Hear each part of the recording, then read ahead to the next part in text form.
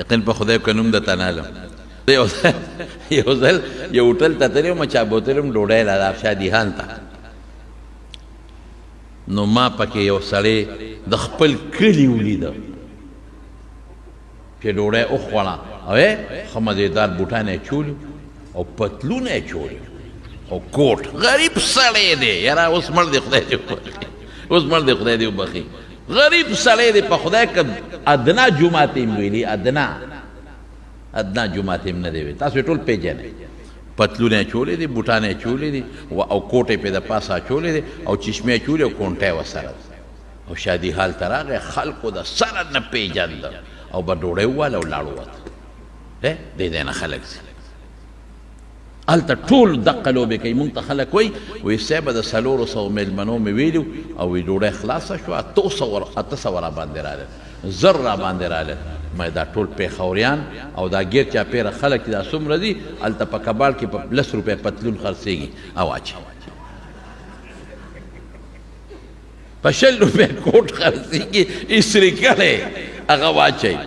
قراقوري ټوپۍ په سر کې کونټه لاس کې والی چشمې ښه مزېدارې ولګوي بوټان هغه کباړي بوټان یې چولي ټول چراغون کې د نوک نه واله سره پورې چې دا کم سامان ټول د 50 روپو کباړي سامان او وروره ښه نیغ دغه مټې وی او په شادي حال ورشي ډوډۍ ووی چې خوړه ته یې پرو نه دي په بل ورشي په دا یو ورځ باندې هلته ډوډۍ ووی او هغه ته څوک ویلی شي اخو طایر پولټیکل ایجنټ ښکاري چې ورننوځي سړی وایي دته پلار یې وایي زوی به مې ورته ویلي زوی پلار نو هغه یو سړي هغه په دې نیټ باندې راغلی نو هغه سړی ورته ویې رورې وایي ته چا راغوښتی چې دلته راغلی وایي زه د واده زلمي راته ویلي دي وایي خدای دې بې خو بسه دا خو واده نه دی دا خو حقیقه ده ما ته ویل واده زلمي وایي ستا اووم ځل دی چې زما دې شادي حال ته راځې وایي په خولې لاس کېږه بیا مې توبې نه به راځم خو اوس راته غږ مه کړه دا حرامه ډوډۍ حرام او زمونږ د وطن کې ګورئ لکه یو شی شروع شوی دی خفه کېږئ ما ودونو له خلک ځي په دعوت او ګورئ خیرات له خلک داسې روان دي ځي ډېر خلک دي او که ته ورته وایې تا ته یې ویلي دي مړه وایي څه واده خو نه دی خیرات دی څه واده خو نه دی خیرات دی او ځان سره 2-3 نور هم ملګري کي او ښځې بیا څه کوي خفه کېږئ ما ښځې ځان سره د پلاسټک ګوتې وړي